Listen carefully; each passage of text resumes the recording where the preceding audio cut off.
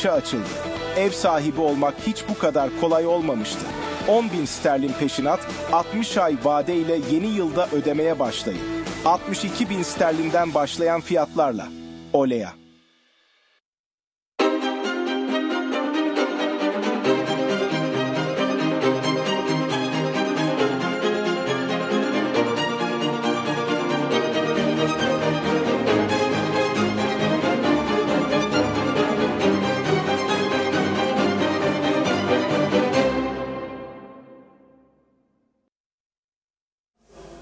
TV 2020 ekranlarından merhaba sevgili izleyenler. Gündem Özel programında Diyalog Medya Grubu Genel Yayın Yönetmeni Reşat Akar'la birlikte sizlerleyiz. Bugün ele alacağımız konular sırasıyla sizlere kısaca aktarayım.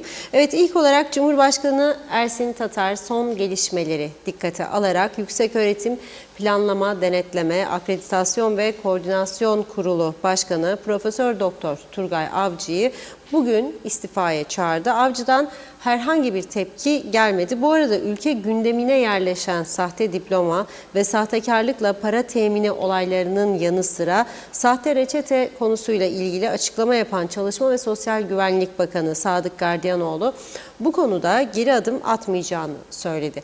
Üniversitelerde ve diğer sektörlerde yaşanan olumsuzluklar ülkemiz ekonomisini ve halkın yaşam düzeyini nasıl etkileyecek? Konuyla ilgili Vergi Dairesi Eski Müdürü Mali Müşavir Göksel Saydam'la canlı telefon bağlantısı kuracağız. Evet, üniversiteler yoğunlukla tartışılırken sanayi sektöründe de yaşanan sorunlara dikkat çekmek amacıyla bugün sektör temsilcileriyle gerçekleştirdiğimiz röportajları yayınlayacağız. Dövizdeki yükseliş, hayat pahalılığı ve işçi eksikliği sanayi kesimini nasıl etkilediğini ekranlara getireceğiz. Son olarak da Birleşmiş Milletler Genel Sekreterinin Kıbrıs Özel Temsilcisi Koyalar'ın siyasi parti yetkilileriyle temasları devam ederken önümüzdeki günlerde Brüksel ve Berlin'i ziyaret edeceği açıklandı. Kıbrıs sorunuyla ilgili gelişmeleri ele alacağız, detaylarını konuşacağız. Evet, buyurun Reşat Bey. Evet, herkese hayırlı günler dileyerek bugünkü programımıza başlayalım. Şimdi günlerdir üniversite konusuyla uğraşıyoruz. Gündemin ilk sırasına yerleşti. Sahte diploma, sahtekarlıkla para temini falan. Şimdi aslında 3 haftadır gündemde. Neden gündemde onu söyleyeyim. Çünkü biz Kıbrıs Türk toplumu olarak seviyoruz böyle meseleleri. O da mı vardı? Bu da mı vardı? Falan konuşuyoruz böyle. Esasında Kıbrıs Türk toplumunun da, Kıbrıs Rum toplumunun da geleceğini, adanın geleceğini belirleyecek olan çok yoğun temaslar yapılıyor. Perde gerisinde bir şeyler pişiriliyor. Fakat hiç kimse bu konularla ilgilenmiyor. 3 ay sonra, 5 ay sonra, belki 6 ay sonra, belki 1 yıl sonra hangi bölgede yaşayacağımızı bilmediğimiz bir süreçten geçiyoruz. Yani beni evimden mi kovacaklar diyebilirsiniz şimdi, ama geriye gidelim. Taviz verdiğimiz bölgelerde son anlam planında 65.000 kişi en az bizden yeniden göçmen olacaktı. Evet, olacak. Yani bir çözüm olduğunda istesek de istemesek de olacak. Yani bir bakarsın bugün Güzelyurt'ta 3 ay sonra mesela Mesarya Ovası olabilir ve eski geldiği yer olabilir. Baflı'nın mesela. Onun için ama biz hiç bunları gündemimize, Rum basınında her gün manşetlerde bu konular var. Adamlar çatır çatır tartışıyor. Onlarda yok mu yolsuzluk? Onlarda da var. Mesela Manastır'da olan hem seks iskandalı hem de para vurgunu, 800.000 euro gibi bir para vurmuşlar. Ve bugün Rum basını yazıyor. Bu işin içine o aşırı milliyetçi Elam grubu da karışmış. Dikkat edin, daima vatan millet aşırı milliyetçi Yunan bayraklarını çekiyorlar. Öteki taraftan bir yığın skandalın içinde oldukları çıktı. Şimdi bizde güncel konu bu ve herkes kendisini kahraman görmeye başladı. Bak o da var, bu da var. Ben tamam, ben iyi insanım, bende yok odur falan filan. Ona da bir çamur atayım, ona da bir çamur atayım, ona da bir çamur atayım. Tam bize göre bir metot uygulanıyor. Bunu kabul edelim. Ben 30-35 yıl önce şöyle ciltler, fazla detayını vermeyeceğim, ayıp olur yaptırana karşı. Şöyle 3 cilt. Doğuşundan, Kıbrıs Türk toplumunun doğumundan ölümüne kadar olan süreçlerini ortaya koyan araştırma raporları okudum. 3 cilt. Yani 1, 2, 3 de tamamlandı. Neden yaptılar bunu? O zamanlar tahmin etmek zor değil. Yani ileride olası gelişmelerde nasıl davranılacağını, nasıl plan ve programlar yapılacağını bilmek için bilinçli hareket eder yabancılar. Doğumundan ölümüne kadar. Ne zaman ağlar, nasıl sevinir, hangi hediye onu sevindirir, nasıl bir olay onu mutlu eder, nasıl bir olayda onu kullanabilir, ne öne sürerek. Çok ilginç araştırma sonuçları vardı. Kıbrıs Türk toplumunun geçmişi aslında temiz ve saf bir toplumdu. Yani ufacık şeylerle mutlu olabilen insanlar. Yani analarımızı, babalarımızı düşünelim. Eve irmik getirdiğinde de o gece helva olacak. Anam da mutlu olurdu, biz de mutlu olurduk çocuklar olarak. Düşünün. Şimdi bunun için söylüyorum. Bu üniversitelerin birçoğunda dolapların döndüğünü herkes biliyordu ya. Ve 3 yıldır mesela burada söylüyoruz. Bu kadar çok profesör dikkat çekmedi ya hiç kimsenin bu kadar profesör bir araştırsınlar. Kaç tane profesör, kaç tane doçent. Hiç kimsenin dikkatini çekmedi. Nüfusa vursunlar. Varsa bir emsali diye çağrı yaptım burada. Başka bir dünya ülkesi söylesinler biz de ona göre konuşalım. Yapmadılar. Boş yer ya. Seni mi aldık ailesi ya? Böyle. Şimdi bir anda reçete sahte reçete meselesi çıktı. Şimdi sahte diploma yarın o gün göreceğiz sahte profesör falan diyecekler. Sahte bilmem ne diyecekler. Gündem devamlı bu. Halbuki ben bugün bakıyorum 2 Ocak günü bu sene yani daha şimdi bugün Mart'ın 13'ü 2 Ocak günü 1 dolar 29.7 Türk lirası 1 euro 32.7 1 sterling 37.8 bugün 1 sterlin 41.7 37.8'den 41.7,5'tur. 4 lira birden artmış demektir. Daha 2 Ocak, 2 Şubat 1 ay, 2 Mart 2 ay, 2 ay 11 günde geldiğimiz nokta. Dolar 29.7 idi, 32.7 şimdi. Euro 32.7 idi, 35.7 hemen hemen bugün. Bu ne oluyor?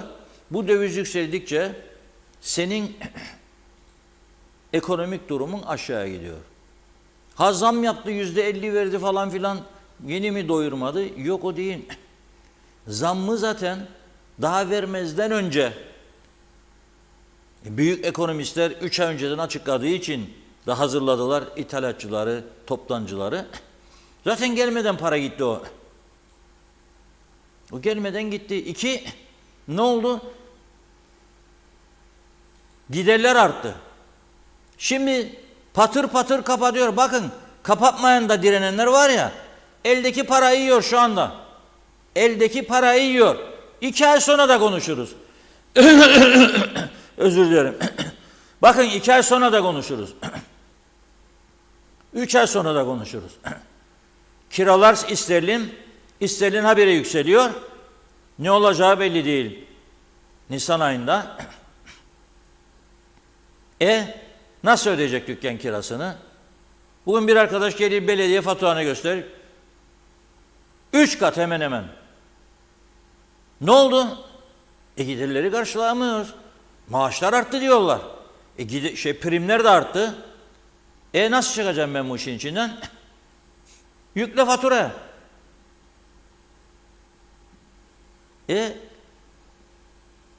Ana sorun şu anda evi çevirmektir insanların.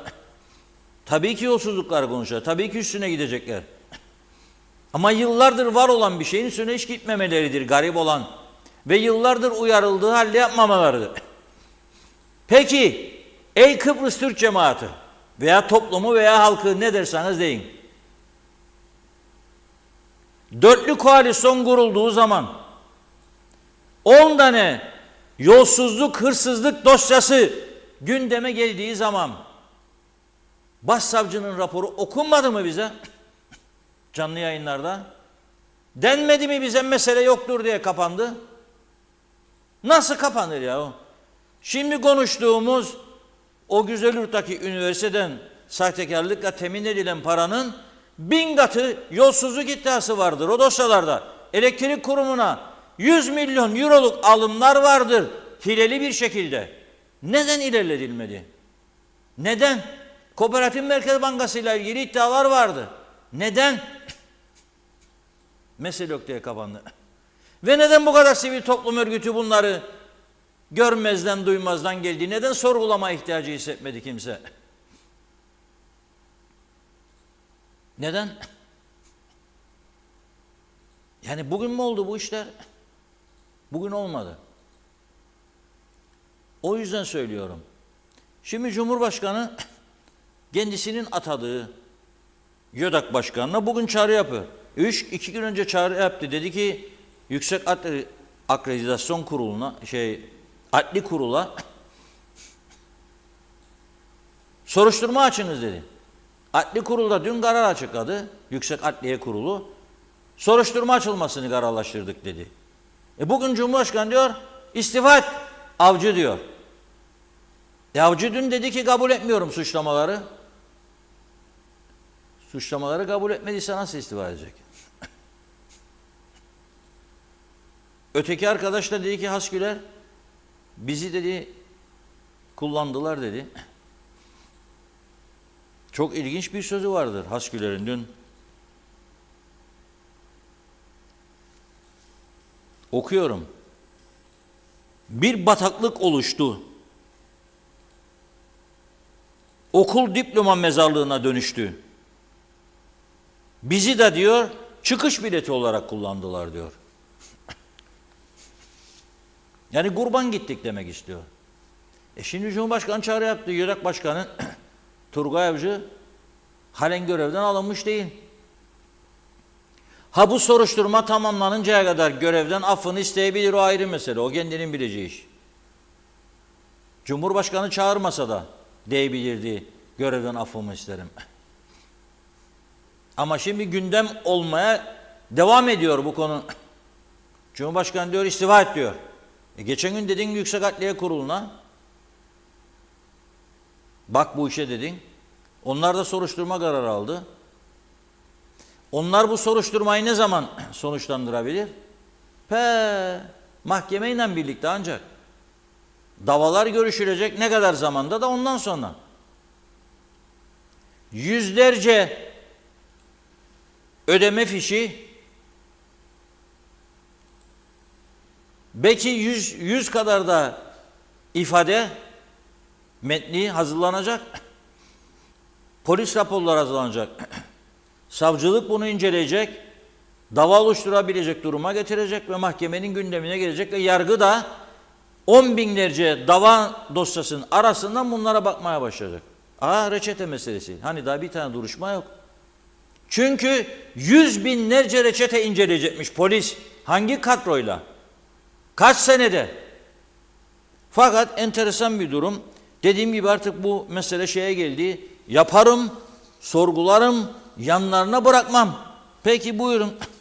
Bugün Çalışma Sosyal Güvenlik Bakanı Sadık Gardiyanoğlu da kendisini ziyaret eden heyete reçete meselesinde geri adım atmam diyor. Sonuna kadar gideceğim diyor. Git. Tutan yok. Yürü. Ama senin sorgulayacak memurun yok. Sorgulayacak memurun yok. İnsan kaçakçılığı yapılıyormuş. Ya aylardır bağırıyoruz buradan bir X-ray cihazınız yok Mausa'da. Girne Limanı'nda. Bu sendikaların da çok paraları var birikmiş. Yardımcı olun, yardımlaşın. Alın bir X-ray cihaz. Oraya madem karşısınız bu işe. Bir de Girne bir de Mausa. Yok. Ondan sonra devrimci belediyelere de bakıyorum. Hepsi kaçak işçi çalıştırır. Afrikalı. Bütün sokaklarda Afrikalılar çalışır. Ama biz kaçak işçi... o zaman alın kayıt altına. Elinizden tutan kim var sizin? Kim var? Hay suç olmayanları dövdürmeye çalışıyorsunuz. Ortam karışsın diye. Çok tehlikeli bir noktadır bu gerçekten. Çok çok tehlikeli. İnsanları birbirine düşürmeyin ya. Yazık günahtır. Yani yapacaksanız yürüyün işi. Bu her gün demeç vererek olacak bir iş de değil. Hazırlayın soruşturma ekibinizi. Yollayın gitsin. Öteki üniversitede ne izleseniz yollayın gitsin. Kaç zamandır konuşuluyor bu konu? Kaç zaman söyleniyor? O yüzden ben çok tehlikeli bir çizgiye getirildiğini Kıbrıs Türk toplumunun veya halkının veya cemaatinin görüyorum. Ve üzülüyorum tabii bir vatandaş olarak. Bu kadar yıllık mücadeleden sonra dağlara bayraklar çizildi falan filan. Vatan millet Sakarya nutuklarına getirildik bugüne. Şimdi böyle paramparça nasıl savunacak yarın müzakere masasında bu davayı? Benim derdim bir Kıbrıs Türk'ü olarak dönüşümlü başkanlık ısrarı değildir kesinlikle. Hiç böyle bir arzum da yok, beklentim de yok. Olmayacak zaten. Bir Kıbrıs Türk'ün vetosu, onda da dün bahsettim gene söylüyorum aynı görüşümü. Oraya günü geldiğinde koyacakları Kıbrıs Türk'ün Rumlardan önce eğer gerek görülürse Türkiye veya Kıbrıs Türk toplumunun aleyhine oy verip vermeyeceğinden emin olabilir mi birisi? Bakın bir emekli albay yanlışlıkla Letra Palas barikatını geçmişti. Ve geçti diye Rum polisi onu çizmelerin altında yerde ezdiye dedi. Defalarca çağrı yaptım ben. Bizim teknik komite şu görüşür onlarla. Bir protesto yapmadı. Tam tersi iyi bile davrandılar da bize verdiler dendi o zaman. Yoksa bunu Yunanistan'a da kovabilirlerdi de Yunanistan'dan giderdi. Yani iyilik yaptı falan filan dedi.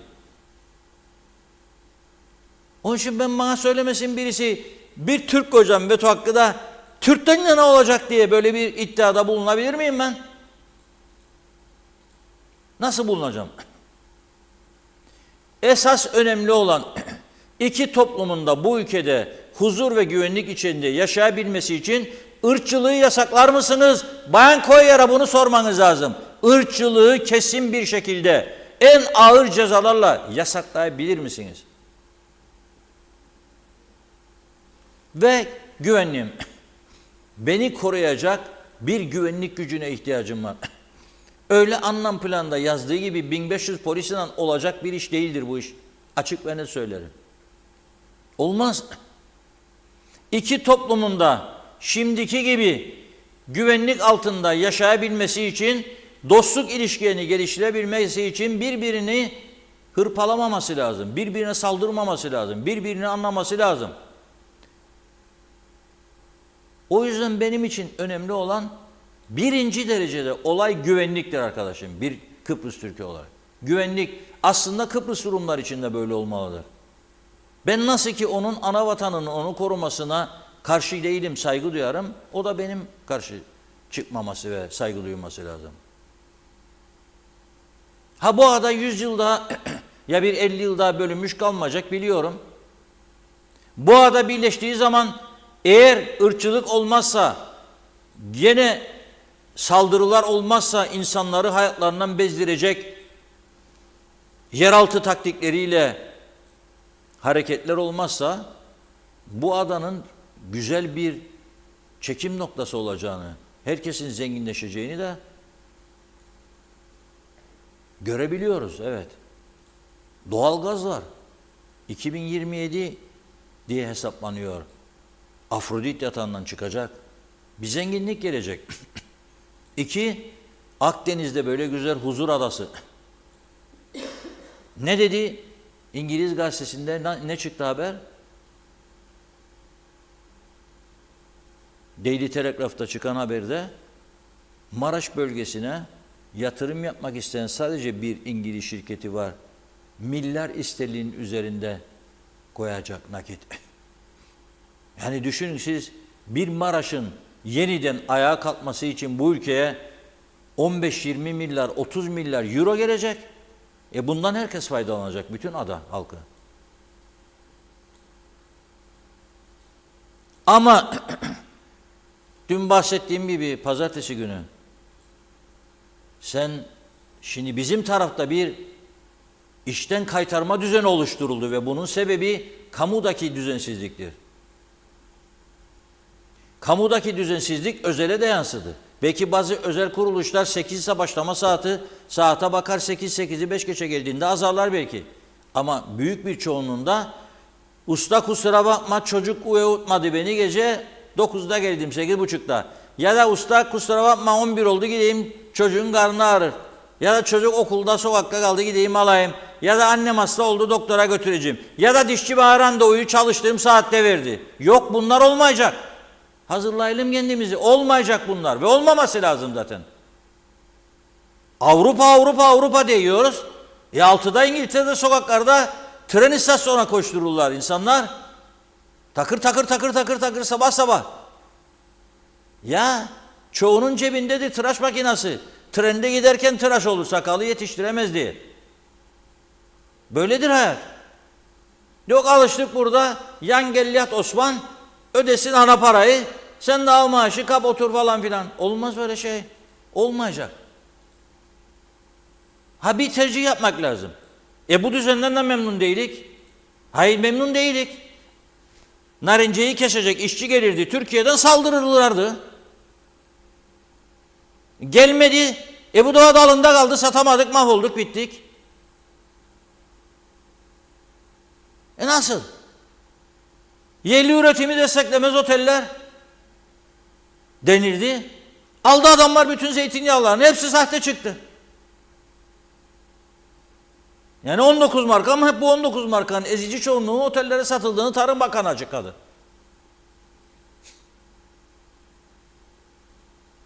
Yapamayacaksınız bunu çözüm olduktan sonra. Yapamayacak bunları. Onun için kendimizi nasıl hazırlayacak? Adamlar 2'ye düşürdü mezbahayı. Yıllardır konuşuyoruz buradan. 130-140 tane mezbahası vardır Rumların. Hemen hemen her köyde 1-2. Dedi Avrupa Birliği 2'ye düşüreceksiniz. Yaptı onlara mezbahayı, verdi anahtarı veteriner kontrolünden. Ölü hayvan kesilip de satılamaz halka. Şimdi yapılmadığını iddia edebilir mi birisi bana? 2 tane güneyde 1,5 milyon nüfus, 4 milyon turist ağırlıyorlar. 5,5 milyon insan yemek yiyor orada. Ama 2 mezba. Bizde sayısını bilen yok. Ama 60'ın üstündedir diyorlar. Nasıl kesir hayvanlar? Bir de 2 kat fiyat güneye göre. Ben nasıl et yiyeceğim, mi yedireceğim çocuğuma? Hastalıktan dökülüyor ya millet. Ya o içtiğimiz suyun ne olduğunu bilmiyoruz. Çoğu suyun üstünde markası yok, bir şey yok. Ve serbest. Nasıl bir düzen yarattık bunun içinde? Şimdi ama bütün bu önümüzde duran hayati sorunları bıraktık. Trafik can almaya devam eder. Yollar ölüm pazarı. Elektrikler kesinti gider gelir. Fakat arkadaş hiç bunları düzeltme yönünde de bir hareket yok. O yüzden iyice oturup düşünmemiz lazım. Ya birkaç tane olsun iyi örgüt yok mu ya aktif? Sadece ve sadece ülkeyi, halkı ve ülkeyi düşünecek olan. Ne sağ ne sol. Sadece ülkeyi ve halkı. Ve oturup yürüyecek bu işin üstüne, diyecek ki ey siyasiler, bu konularda önlem istiyoruz sizden. Bir yığın iyi insanımız var. Dünyanın sayılı üniversitelerinde eğitim görmüş, çalışmış uluslararası kuruluşlarda. yararlanalım. Bir şeyler yapalım, biz de hazırlık olalım. Yok, 68 mezbahaya devam. 2 var diyoruz. Ne e'si? Kapatacaklar sana yarın bunu. Çaren yoktur yani. Evet, biraz mesajlara gidelim mi? Geçelim. Çok yoğun bugün yine mesajlarımız. Çok teşekkür ediyoruz ilginize. Nebahar Cambazoğlu iyi yayınlarınız olsun demiş. Çağatay Dolunay aşırı milliyetçilik eşittir dolandırıcılık, yolsuzluk diyor. Mehmet Ali Özdemir, Çetin Saldun, Erdal Yarkın iyi yayınlar diledi. Nebahar Cambazoğlu mutluluk, huzur, sevgiden geçer. Mehmet Uluçaylı Birleşmiş Milletler Özel Temsilcisi garantör devletleri tek tek gezerek bir anlaşma için bilgi ve fikir toplamakta. Biz çözüm istiyoruz ama bizim buradakiler daha çabuk nasıl zengin olurumun peşinde. Harper Şekerci kolay gelsin. Bu konular yeni değil, daha eskilere dayanır. Kaşıdıkça çıban büyür. Aygun Nuri maalesef toplumda birçok kişi zanneder bir ömür boyu Rum'dan kalma malları kendilerinin olacağını zanneden çok insan var diyor. İnşallah bir anlaşma olur da herkes malına mal der. Adamızda çok Rum malı tutanlar ve satanlar var. Fazilet Bıldırcın, Türkiye'deki profesör sayısı Almanya ve İngiltere'deki profesör sayısının toplamının 7 katı. Zannedersin Türkiye bilim dünyasının merkezi. Arif Mustafa Cüce, sanayide önemli, benim de dükkanım var demiş. 2016 yılında tapuya müracaat ettim. Bitişimdeki dükkanı yapılıp bitmediği için diyor. Tapuyu hala vermediler. 8 yıldır bekliyoruz. Konu amcaoğlu ve müdür beyin bilgisindedir demiş. Mehmet Uluçaylı nüfusumuzun sayısı bilinmiyor. O nedenle 5 yıllık kalkınma planı yerine günü nasıl kurtarırız politikaları peşinde koşuyor siyasiler. Şenol Tatlıcıoğlu iyi yayınlar, selamlar demiş. Zarif İnce, Şükriye Özgen, Rahme Beyoğlu da iyi yayınlar diliyor. Aygün Nuri artık halk diyor dolandırıcılardan usandı. Ne yüzle çarşıya pazara çıkacak bunlar? Utansalar demiş ama dolandırıcılık, sahtekarlık yapmazlardı. Fazilet Bıldırcın zaten paralı üniversiteler ticari kurumlardır. Oralardan mezun olan öğrencilerden bir şey beklememek lazım. Parayı veren diploma alıyor, parayı sayan doçent, profesör oluyor. Bayram Özel, Reşat Bey gerçekleri ve sıkıntıları, yolsuzlukları yürekli bir şekilde gündeme getiriyorsunuz. Layıkıyla yayın ve program yapıyorsunuz. Tebrikler demiş. Hakan Vural, ülkede sahte olmayan kurum var mı? Demre Coşkun, ultra zenginlerden servet vergisi alınmalı. Asgari ücret en düşük kamu maaşına sabitlenmeli. Özel sektör sendikalanmalı. Tamamen kamusal olacak şekilde ucuza toplu taşımacılık başlamalıdır. Ali Cevat, Hasküler arkadaşı tebrik ederim demiş, anlayana diyor. Kim anlar? Celal Harun, evet, Mallı Dağlı Kara Mehmet'in mesajı. Hep merak ettiğim soru, hakkınızı helal ediyor musunuz? Vallahi hakkı olan helal etsin. Ben düşündüm bulamadım. Vatandaş diyor asgari ücrete yapılan zamlardan sonra param bu kadarına yetiyor. 214 gram pirinç, 118 gram kuru fasulye, 73,5 gram yağ, 1,5 tane domates. Ahmet Karınca, Erlen Parlan, Haldun Kemal, Mehmet Şenler, Zeliha Adaman iyi yayınlar diledi. Mehmet Uluçaylı, gerçekten Sayın Avcı ve Sayın Hasküler hem rüşvet aldığı belgesini polis mahkemeye sundu. Kefaletle serbest kalınca biz suçsuzum diye beyanat verdiler. Peki suçlu kim diyor? Gürsel Benan, acaba bu davalar yargıda görüşülecek mi demiş. Ali Dere Seven, Reşat Bey eskiye dönülecek ve tekrardan göçmen olunacaksa iki toplum niye birbirinden ayırdılar? Bunun bir cevabı yok mu? 50 yıldır iki toplumda savaşsız ve güvenlik içinde kendi ülkelerinde yaşıyor. Garantör ülkeler ve dünya liderleri bunu görmüyor mu? Niye bu barış ortamı bozulmak isteniyor? Şeref Necatoğlu, bu demek oluyor ki demiş, çal da korkma. Mehmet Borak, bu memlekette kamu görevlileri yasası özel bir yasayla nasıl engellenebilir? Tuhaf bir iş daha. Sayar Aker, moral çöküşü içindeyiz. Türkçe bilenlere, bilmeyenlere alay konusu olduk. Seçimler bir an önce gelsin. Nazime Nalbant, Londra'dan herkese selamlar. Haftanın ortasına geldik. Günler, aylar, yıllar çok erken geçiyor. İnşallah bu zor günler elbet geçecektir. Yeter ki sabırlı olalım. Hak yerini bulacaktır bu yolsuzluklar. İnşallah tez günde suçlular cezalarını alacaktır. İnsanlarımıza ne olur destek olun demiş. Köstek olmayın. Bu mübarek günlerde birlik, beraberlik olsun. İyi ki sizler, ekibiniz var demiş. Kolay gelsin. Mehmet Daman, Eğitim bir ulusun en temel unsuru ve dinamiği. Güney Afrika'da bir üniversitenin kapısında yazan yazıyı Reşat Bey de iyi bilir sanırım. O nedenle eğitim çok sağlam temeller üzerinde yükselmesi ve herkese ışık olması gerekir. Savaşa ya da başka bir silaha gerek yok. Eğitimle oynanması, gerçek olmayan hareketlere fırsat verilmesi, o ülkeyi içten ve dışta başta itibarı olmak üzere bitirmeye yeterlidir. Selamlar. Mehmet İnancı hayırlı yayınlar olsun. Kaoslar ülkesi cennet adamıza sağlıklı günler diledi. O gün Zeybekoğlu da iyi yayınlar diliyor.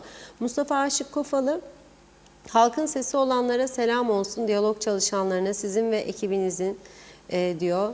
Daha güzel yönetim, daha güzel yönetilmek için ses duyuranlara demiş. Siz de kulak verenleri, çözemedim mesajınızı ama selam olsun diyor. Bu davaların sonucu herhalde demiş 60 yaş üzeri ömrümüz yetmez diyor. Sistem yavaş, o da bir sistem oldu.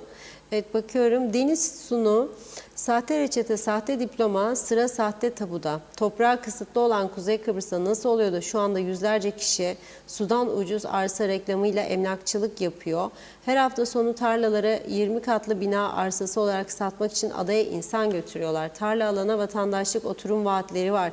Tapusuz hisseler satılıyor. Tapu için 3-5 ay devlet incelemesi var denip binlerce kişiden 20'şer bin sterlin alıyorlar. Karşılığında vaat ettikleri 2+1 daire, yani arsa hissesi, al daireyi kap. Dolandırıcıların yeni tezgahı demiş. Bu dolandırıcılara kimse ne satışı, bu ne satışı diyen de yok. Ülke sahipsiz gibi. Türkiye'den adaya gelen tarla alan simsarlar bu işi orada nasıl rahat yapıyorlar? Kimin malını kime satılıyor? Bilen var mı? Demiş. Evet, Hakan Kara, güvenlik Hasan Kara pardon. Güvenlik iki ayrı devlettir. Tarih her daim tekrarlanır demiş.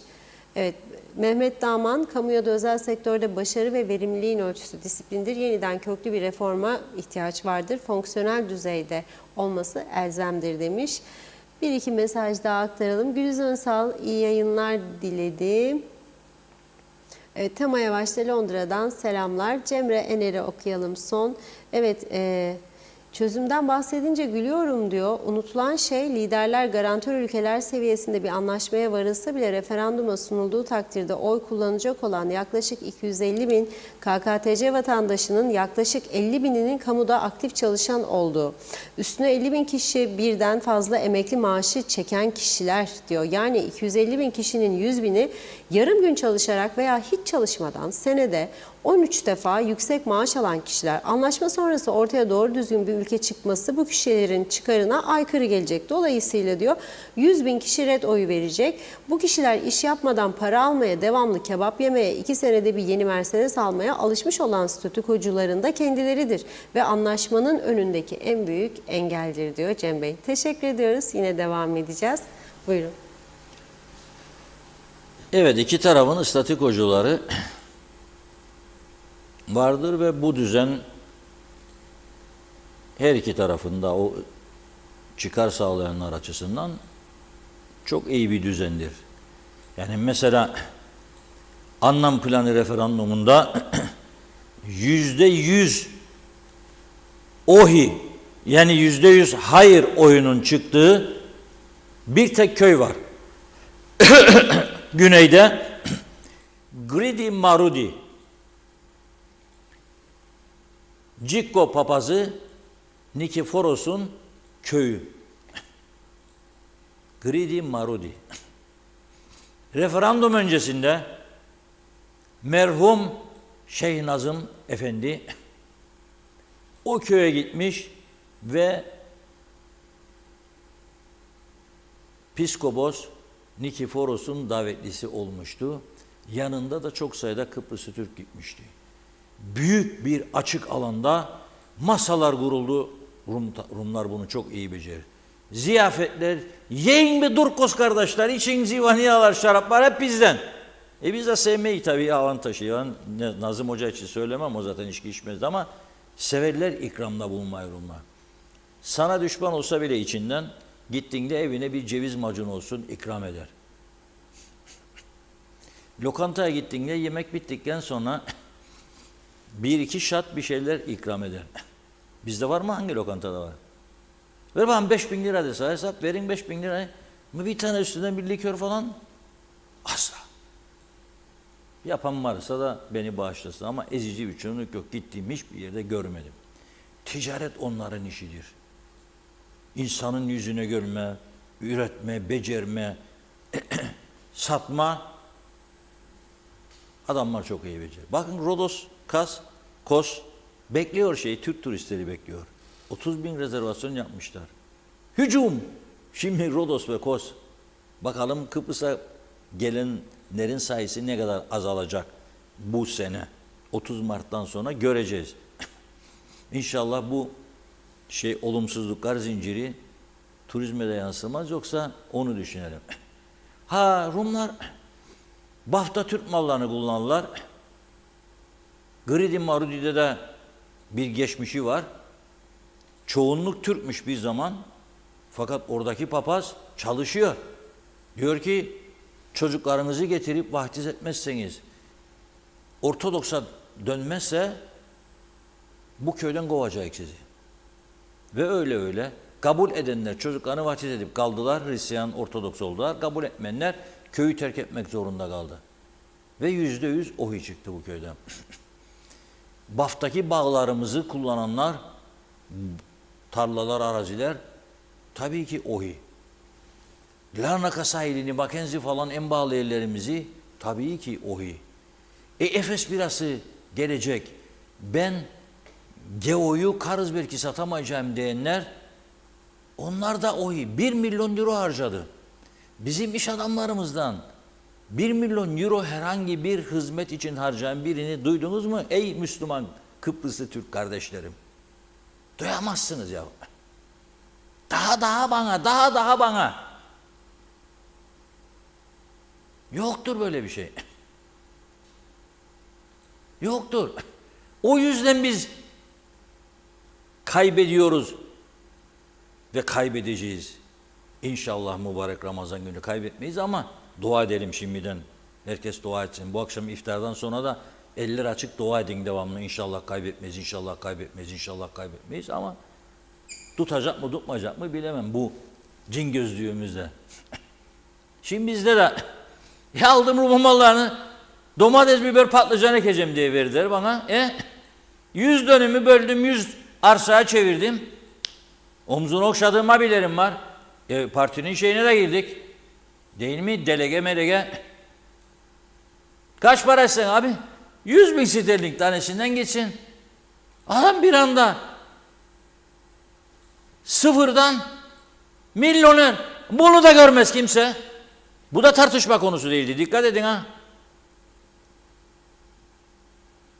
Ama komşu arabayı değişti mi perdeyi çeker kenarından bakarır. Vay be nereden buldu bu P diye başlarlar. Ulan bu tarafta hiçbir şey yokken milyon sterlinler dönüyor hala. O da istemez tabii, ben de bilirim. Ama bu şekilde de gitmeyeceğini düşündüğü zaman insanlar o gün evet diyebilir. Bir de şunu düşünelim. Neden yani hep bize sorulacağını tahmin etme yanılgısına düşüyoruz? 59-60'da halka mı sordulardı çözüm yaparken? Sorsalardı Magaroz halkı sokağa dökecekmiş. Gizli belgelerde okudum. İngiltere'nin Atina Büyükelçisi diyor, sakın papaz duymasın diyor. Halkı sokağa döker bozar bu işi. Papaza gel dediler, Londra'da gitti imzaladı. Yani bize soracaklarından da emin değilim yani referandum olup olmayacağından bu kez. Farklı bir yöntem. Efendim olamaz. Neler olur dünyamızda? Amerika'da bir tsunami, bir sel fırtınası falan 30-40 bin kişi hayatını kaybeder. İkinci günü yoktur gazetelerde. İkinci gün yoktur. 100-150 bin kişi evini kaybeder. Var mıdır? Çin'deki Müslümanlar birkaç gün konuşuldu. Ne oldu? Sokaksız kaldılar, evsiz kaldılar. Şimdi Filistin'de yaşananlar. Yani biz zannettik biz bunun içinde gala 80-90 bin gerçek Kıbrıslı Türk. Yani bizim emrimize göre gidecekler bu insanlar. Kıbrıs'ı göre veya Rum tarafındaki bir 50-60 bin, 100 bin fanatizmen olsa göre gidecekler. Yok. Haritanın büyüklüğünü düşünmek zorundadırlar. Bölgenin stratejik önemini. Da ona göre giderler. Bakın İngiltere Dikelle bölgesinde yeni lojmanlar yapacakmış. 100 kusur milyon sterlin atıyor. Adanın önemine bakın. En büyük dinleme istasyonu Drodos ve Akrotiri. Bütün dünyayı dinliyorlar. Bazıları da ben falan şeyi seçtim. Oradan yazışırım ya telefonlaşırım. Adam istediği an istediği dakika seni dinler. İsrail'le işbirliği yaparak Casus Van diye bir olay çıktı 2-3 sene önce. Ama bizim toplumda hiç bunlar konuşulmadı bile. Yani biz yazarık koyarık gazete ama kaç kişi okur? Çevir sayfayı da. Çevir sayfayı. Kim kime vurur, kim kime eleştirir onu okumayı severek. Casus Van diye bir olay çıktı. Ama hiçbir şey yapamadılar İsrail ajanlarına, Rumlar. Adamlar mergurdu, dinlemedikleri, istediklerini dinlemişler. Şimdi bütün sınır bölgelerine yine İsrail'le işbirliği yaparak yerleştirdikleri sistemler var dinleme. Bilgisayarın önünde bir memur vardır. Açar önüne ve Girne Dağı'nı aşmayacak şekilde bütün Türk bölgesinde olanların fotoğraflarını çekebilir, sesini de dinleyebilir. Yok avudur bazıları kendini, ben bunu kullanırım da bu gizlindir de girmez falan filan. 1 dakikadır senin her şeyini görmesi. Bu kadar önem verilen bir coğrafya üstündeyiz. Öyle oturup da meyhane gösterene hiçbir şey olmaz yiyen için yani bu kadar sene olmadı da falan. Bir yere kadar müsaade ettiler belki bize ama böyle gideceğini düşünmüyorum ben. Şimdi bu üniversite skandalı, sahte reçete derken falan filan hazır mı telefonumuz? Arıyor mu? Evet. Abi biz bir 10 dakika önce arayın dedik buradan. İşaret yaptık. İftar saati geliyor diye herhalde ondan da başları dönüyor arkadaşlar. Ekonomimizi nasıl etkileyecek? Bunu tartışıyor muyuz acaba? Mesela ben Mete Feridun'un sevdiğim bir arkadaştır ve fikirlerine güvenirim. Bugün bir paylaşımını okudum. Meğer Özgür Gazete'ye de açıklamış bunu. Üniversitenin ekonomik katkısı daha çok mu, kaybı mı daha çoktur diye ilginç bir noktaya temas etti bugün. Yani hep katkı olur diye düşündük de kaybı da olabilir mi o yönünü de incelemiş. Şimdi biz de bugün dedik ki özellikle vergi açısından, devletin gelirleri açısından nasıl bir etki yapacak bu süreçler? Bunu eski Vergi İdaresi Müdürü, Mali Müşavir Göksel Saydan Bey ile konuşalım dedik. Göksel Bey de tabii 5 civarı demiştik kendisine. Hazır mı? Evet. Telefon bağlantımız hazır. Göksel Bey hattımızda. Merhaba, hoş geldiniz yayınımıza. Hoş bulduk Funda Hanım. Hoş bulduk Reşat Bey. Selamlar Göksel Bey, nasılsınız? Teşekkür ederim. Memleket gibi. Memleket gibi. Memleket güzel gibi. canım. Bakın bugün bahar havası. Çok güzel bir hava yaşıyor. Hava ama gün gelecek o havayı da alamayacağız. Acaba? Öyle gidişat öyle gösterir. Şimdi siz bir deneyimli eski bürokrat olarak Evet. nasıl değerlendiriyorsunuz? Önce bu reçete yolsuzluğu dediler adına. Bir yığın tanıdık önemli insan da Evet. gündeme getirildi, kelepçelendi.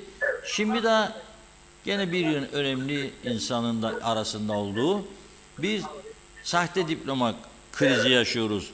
Evet. Bu tabii psikolojik yönden, sosyal Tabii. yönden etkiliyor herkesi ve etkileyecekti ama bir de bunun Evet. ekonomik boyutu var.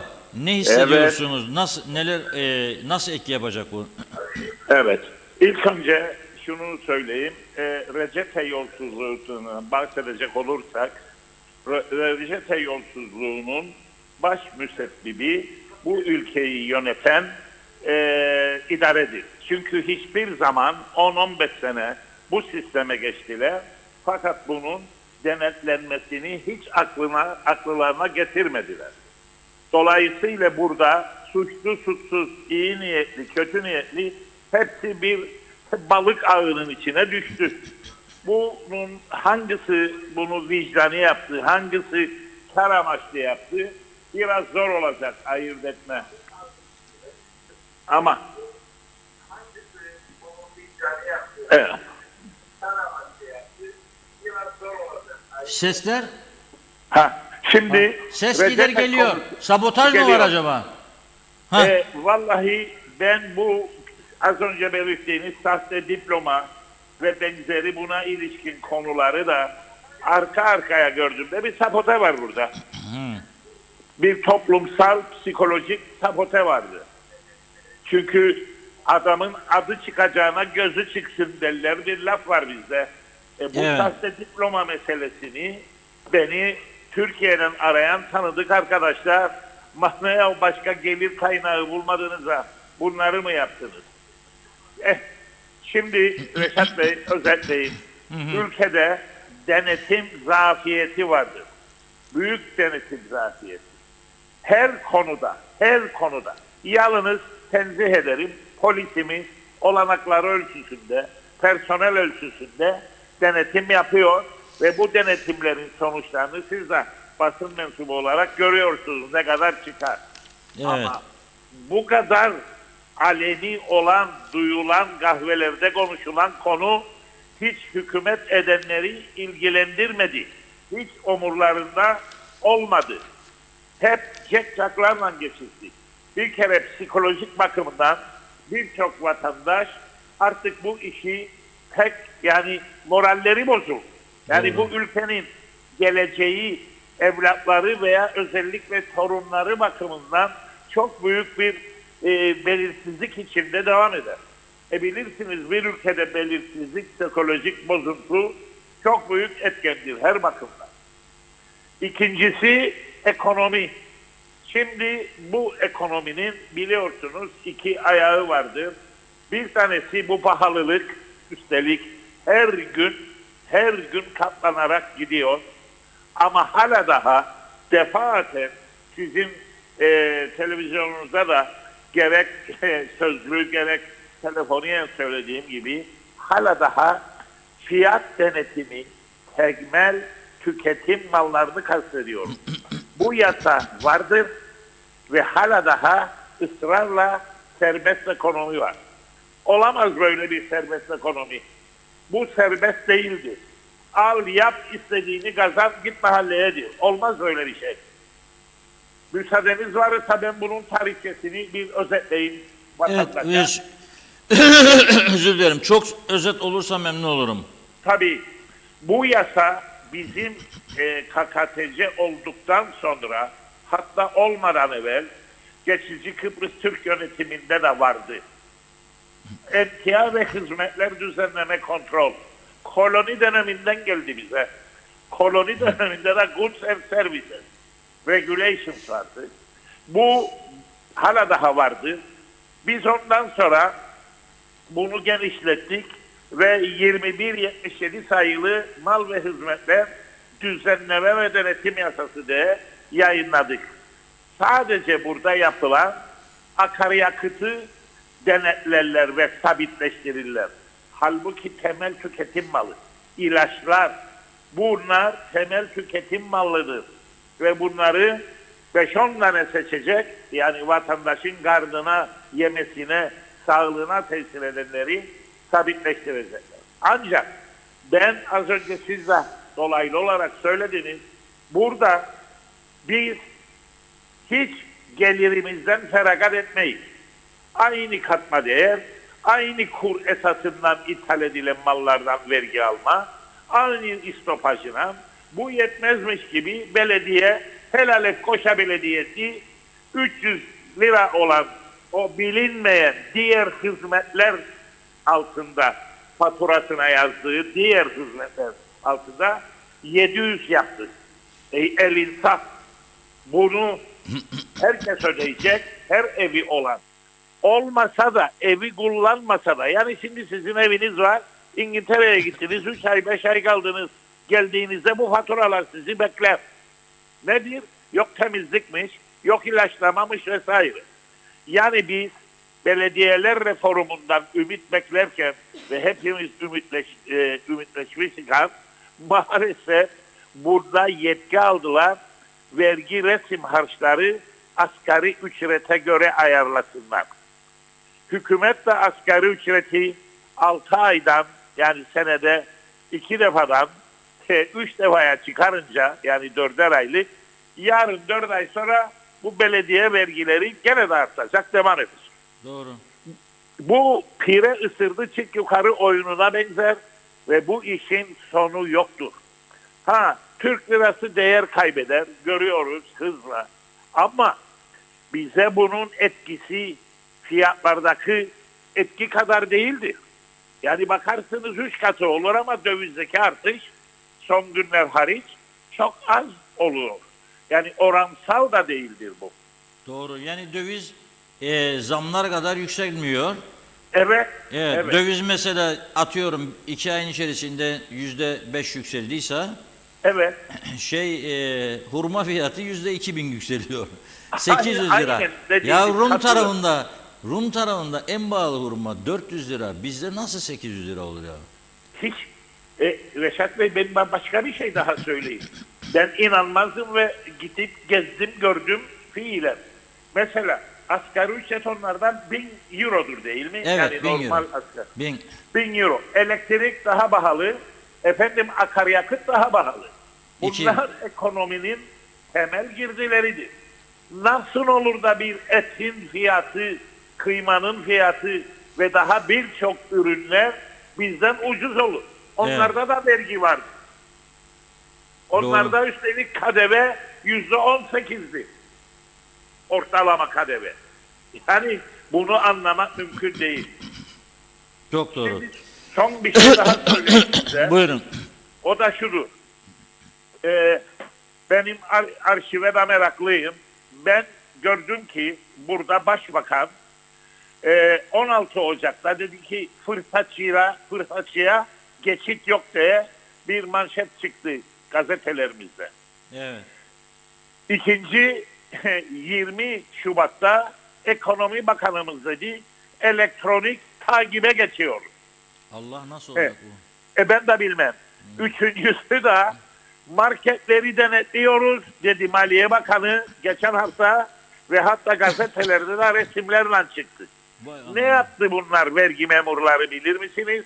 Gittiler baktılar KDV dahil mi değil mi? Biraz da iş göstersinler de. Yoksa fiyat denetimiyle ilgili bir nokta koymadı. Ne demişti Maliye Bakanı? Ben açıklayacağım fahiş fiyatları ve kar marjını dikkate alaraktan kurumlar ve gelir vergisi alaraktan cezalandıracağım. Evet, o Reşat Bey, ateşi almak için söylenmiş olduğunu düşünüyorum. bunu kar marjını hesapladığınızda siz ta Nisan'ın sonunu bekleyeceksiniz. İşletmeler hesap sunsun ve bilahare resen yapsın daire. O resen de tartışmaya tabidir. Değmez genine. Filan gün gittiğimde saptadı. Karşı işletmelere diyecek gene o gün öyleydi ama daha sonra kar marjını düşürttüm. Nereden bilecek? Yani bu sünnetçi korkusu derler buna. Halk tabiriyle. Aynen öyle. İş yapamayınca yani iş üretmeyince çözüm üretemeyince sünnetçi korkusuyla durum idare edilmiş oluyor. Zaten 3-5 aylık süre için geldiğini biliyor bakanlar da bakmayanlar da diyor. Ya geldim 3 ay sonra yiyeceğim atarsa şimdi ne kötü adam olayım. Şimdi bakar adam geçerken yanında durur. Sayın Bakan der. Altında 300 bin sterlinlik araba adamın. Merhaba kardeşler o da. Eder ver ben olsam gider bakarım döndüğümde ofise yazarım plakayı da adını da kaç para verdi bizim bu arkadaşlar 300 bin lira araba sürer derim. Ben bakıyorum şimdi bir liste yaptım ya 300-400 tane öyle ünlü isim var. Kimisi 1000 lira, kimisi 600, kimisi zarar beyanı. Ya sen soramaz mısın bunu ya siz vergi dairesi müdürlüğü yaptınız. Ya abi anladım ya helal olsun al 2 tane Ferrari al ama hiçbir şey olmadan da olmaz be kardeşim bu demek lazım. Aynen katılıyorum. Durum bu. Çok teşekkür ediyoruz Göksel Bey. Bir şey daha söyleyeyim. Ben görevdeyken benim lakabımı Mercedes düşmanı kodulardı. Çünkü motorlu araçlar bana bağlıydı ve orada her ay kim araba aldı, kaça aldı liste gelirdi bize ve onların arasından pahalı lüks arabaları yahut yaşantısıyla bağdaşmayan, geliriyle bağdaşmayanlara servet beyanında araştırma yapıp vergi tarif ederdik kendilerine. Ve Daha adınız, sonra bu adınız, konu kattı. Yasada adınız- var. adınız Mercedes düşmanı çıktı değil mi? Evet. Şimdi ben de korkarım bana Ferrari düşmanı demesi ya da Porsche E, o- düşmanı. olabilir. Çok Ferrari var, çok Porsche'lar çok düşman olacak demektir. İstemem Vallahi öyle daha. geçen gün ben girmeden gelirken 3 tane Porsche geçti yanımdan. Hanımla der bana ne bakar? Dedim Porsche, o bu mu Porsche dedi. Dedik bunlardı. Ya. Evet. Teşekkür Evet. ediyoruz. İnşallah her taraf Evet. Porsche olur, her taraf Ferrari olur. İnşallah Herkes zenginler. inşallah. Yollarımız da Porsche'ye Bir şey layık değil olur. yollar canım. Böyle düğme var Ferrari'de dokandığın zaman atlar mı çukurun üstünden geçerken. Onun için çok teşekkür Çok ederiz. çok güzel. Sağ Ben olun. teşekkür Var ederim. olun. Sağ olun. İyi Evet. akşamlar. İnanmazsınız değil mi? Siz de alın bir Ferrari ya Porsche göresi bir düğme vardır özel. O düğmeye bastığınızda çukur gördüğü zaman atlıyor üzerinden. Siz de hayatınızın atladığını düşünerekten çok iyi bir iş yaptım bak Ferrari'de geziyorum Allah sonum ne olacak falan filan diye böyle hayaller kurar. Bir yere geldiği zaman toslamaya gerek. Toslayınca zaten biter iş. Önemli olan toslamadan görebilmek yolun çukur olduğunu. Yol çukursa uzak dur. Değil ise da sana göre düzdür, devam et. Ama vurduğun zaman da başını deme başım ağrıyor. Ağrırsa what can I do for you? Hiçbir şey yapamam sana. Ne yapalım? Dans mı edelim? Yok olmaz dans bugün. Keyfim yok yani. Bakayım mesaj Bir de ikide okuyalım bir de mı? boğazım gıdık yapıyor. Bugün şarkı da söyleyeyim. Siz söyleyebilirsiniz ama bir şarkı. Reşat Bey benim de daha çok gıcık var. Ben mesaj okuyayım. Peki buyurun.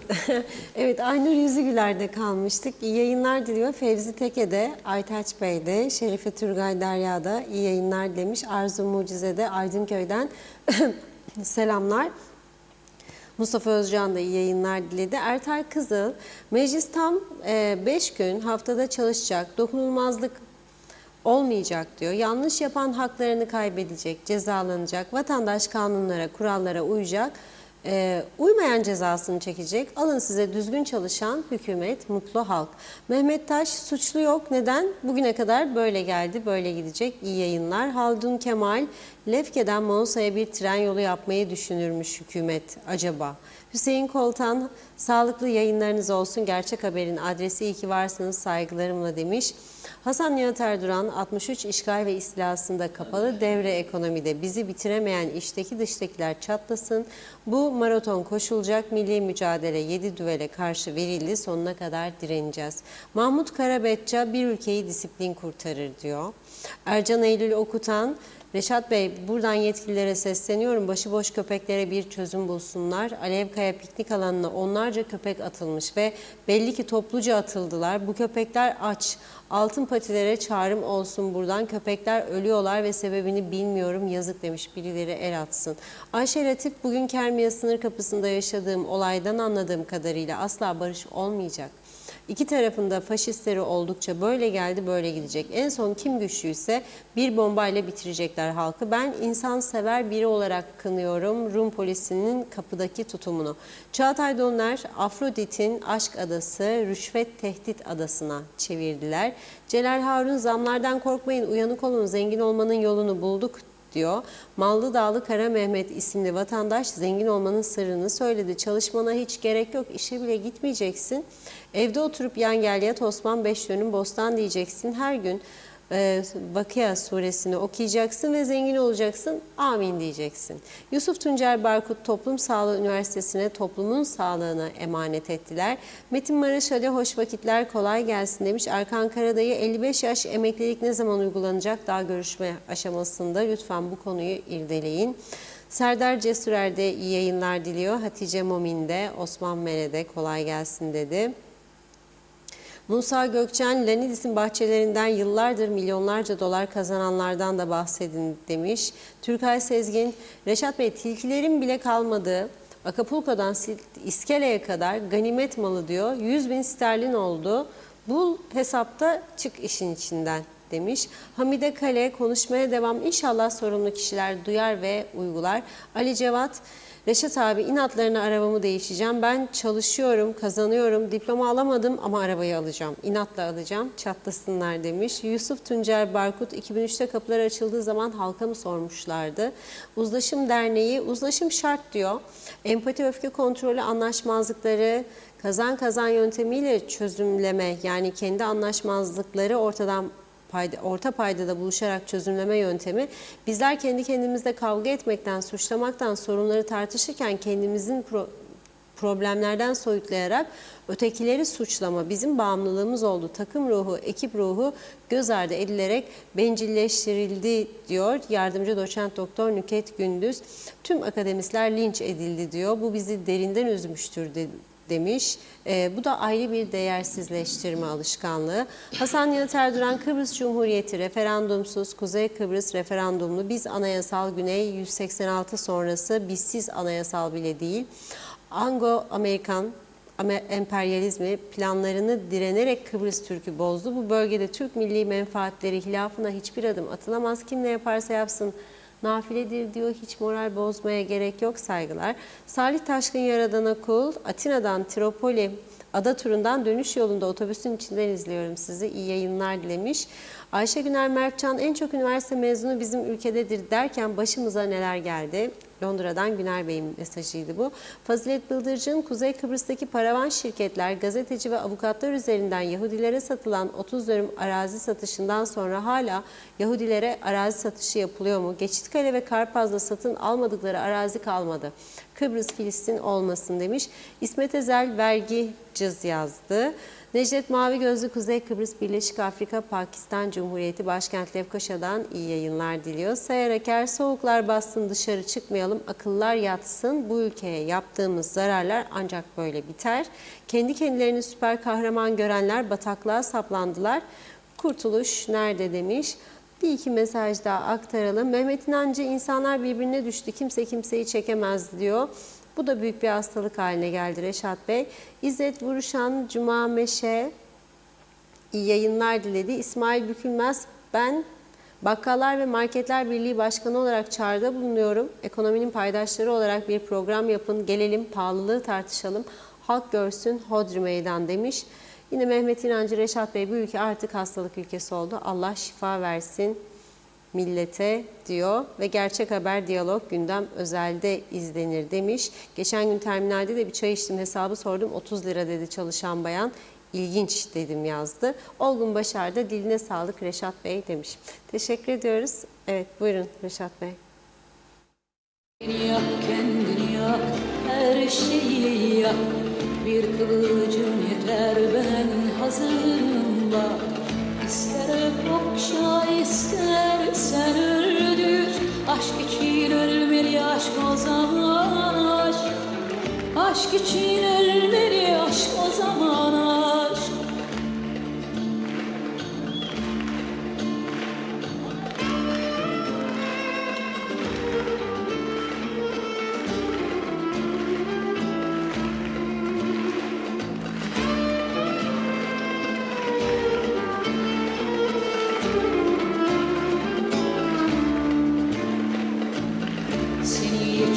Çektiğim bir nefeste, yüreğim tutuklu, göğsüm kafeste. Yanacağız ikimiz de ateşte, bir kıvılcım yeter, hazırım da. Aşk için ölmeli, aşk o zaman aşk. Allah'ım, Allah'ım, ateşlere yürüyorum. Allah'ım, acı ile, aşk ile büyüyorum.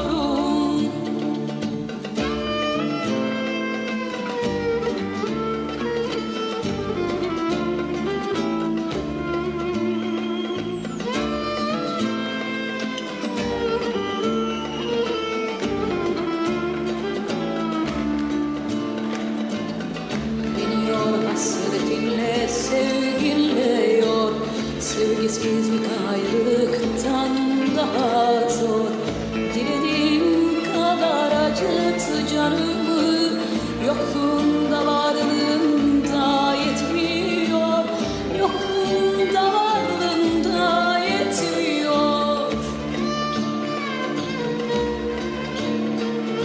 Allah'ım, Allah'ım, ateşlere yürüyorum. Allah'ım, acı ile, aşk ile büyüyorum.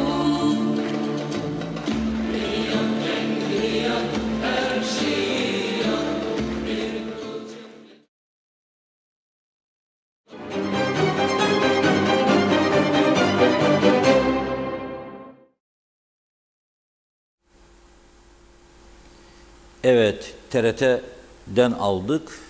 Beni yak, kendini yak. Dünkü manşetimiz vardı ya, herkesi yak demiştik Kemal Bey için. Bu şarkı da dünden bugüne aktarıldı. Şimdi arkadaşlarımız diyor telif yiyebiliriz. Yok, TRT'den aldık, inşallah yemeyiz. Çünkü TRT Müzik Facebook sayfasından alındı. Ayrıca da ben arkadaşlara bir haftada 4-5 gün oldu vereli bu şarkıyı. Defalarca da sordum, telif var mı? Yoktur dendi bana. Olmamasını diliyorum. Şimdi sanayi bölgesinde sanayicilerle falan yapılan çok güzel söyleşilerimiz var. Yarın onları sizlerle paylaşacağız inşallah maşallah. Şimdi Birleşmiş Milletler Genel Sekreterinin Kıbrıs özel temsilcisi Maria Angela Koyar Hanım ikinci tur temaslar için Kıbrıs'a geldi ve şu anda da temasları sürüyor. Soğukkanlılığı çok dikkat çekici.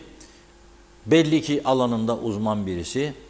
İki tarafında görüşlerini dinliyor, not alıyor. Görüşme bittikten sonra da olumsuz bir mesaj vermiyor. Bu iyi bir şey. Şimdi bugünkü temaslarında UBP Genel Başkanı ve Başbakan Ünal Üster'le görüşmesi var. CTP Genel Başkanı Tufan Erhürman'la görüşmesi var. Halkın Partisi Genel Başkanı Kudret Özesay'la görüşmesi var. Dolayısıyla siyasi partilerin de görüşlerini alıyor. Ben az önce şarkı bölümünde CTP'den gelen açıklamayı okudum. Tufan Bey diyor ki kutluyor temaslarını, müzakerelerin başlaması yönündeki gayretlerini ve diyor ki şu bizim Cumhurbaşkanı tarafından ortaya konan iki eşit egemen talebinin altı doldurulmadı diyor. Yani boşlukta bir istektir bu diyor. Zaten CTP başından beri iki bölgeli, iki toplumlu federal çözüme destek veriyor. Şimdi 2024 yılında anlam planı iki bölgeli, iki toplumlu federal çözümdü. Siyasi eşitliğe dayalı. Rumlar oy demişti. Şimdi Rumları ikna edebilmek için federasyona biz iki eşit egemen tezini ortaya koyduk. Tabii şöyle bir şeydir. Bu Avrupalı hukukçular, Amerikalı hukukçular isterlerse öyle bir anlamda koyarlar bunu iki eyalet olarak. Ama bizim taraf iki eşit egemenliği kabul ettirdik diyebilir önümüzdeki günlerde falan filan. Tekrar ediyorum. Önemli olan nedir? Önemli olan bu adada güvenlik içinde yaşamaktır arkadaş. O da çalışsın, kazansın, ben de çalışıp kazanayım. Ve bu adaya gerçekten adanın tamamına Avrupa normları gelsin. Yani ne demektir? Hasta olduğumda devlet beni tedavi etsin, ilacımı versin. Yolumun doğru düzgün yolum olsun. Herkes vergi vermeye alıştırılsın. Küfür edebiyatının yerini saygı hareketleri alsın. Çevreye önem verilsin. Ormanları yakamasın kimse. Veya çam kese böceklerini hediye edilmesin asırlık ağaçlarımız. Bunları biz bu düzen içinde, kendi düzenimiz içinde yapamayız ya, bunu kabul edelim. Yapamadık 50 senedir. Olanı daha kötüye götürdük. Daha kötü, daha kötü, daha kötü. Yani eğer fazla binalar yükseliyorsa sağda solda bunu siz bir zenginlik olarak mı görüyorsunuz, yoksa ülkenin çevresi açısından ciddi bir tahribat olarak mı görüyorsunuz? Her yer değil tabii. Ama bazı yerlerde 30 kat çıkmış adam. İtfaiyeci diyor, merdivenim yok, yangın çıksa oraya çıkayım diyor. Beş parmak dağları inşaatlara çakıl kum nasıl yetiştireceğim diyor. Beş parmağın bir parmağını oydular, kimsenin umurunda değil. Ormanlar gitti, kimsenin umurunda değil. Dere yatakları kapatıldı, betonlaştırıldı, kimsenin umurunda değil. Var mı ya bunun bir tane sorgulayan? Hani her seçim öncesinde bize demişlerdi, dere yataklarının üzerindeki binaları yıkacağız demediler mi bize? Ne oldu? Biz kendi kendimiz yapamayız bunu. Yapamayız çünkü 30 tane parti, herkes halkı böldü, gruplaştı insanlar. Bir şey çıkarın lan. Parti değişir devamlı insanlar. Anlatmıştım.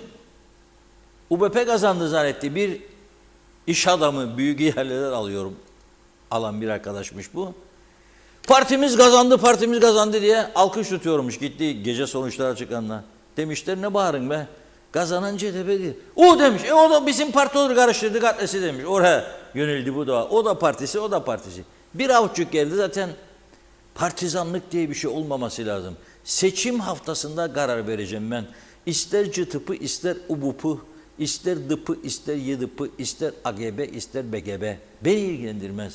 Bir hafta kala göreceğim manifestosunu ne getirecek ülkeye, ona göre karar vereceğim. Nedir bu, bizi böldüler, parçaladılar. Köylerde kahveler ikiye ayrıldı. O onun partisinin kahvesiymiş, o onunmuş. Yapmayın böyle ya. Yazık, günahtır. Kendim ettim, kendim buldum. Orhan Gencebay dinleyin programdan sonra. Çünkü telif var diye koyamadım. Şimdi Bankoyer zannetmeyiniz burada kalacak. Londra'dan geldi buraya ve İngiltere tam destek verdi girişimlerine. Buradan sonra Brüksel'e gidecekmiş. Ardından da nereye? Avrupa Birliği'nin başını çeken Almanya'nın başkentine gidecek. Buradan Brüksel, Berlin. Bu arada Türkiye'de seçimler bitmiş olacak. Ondan sonra herhalde 3.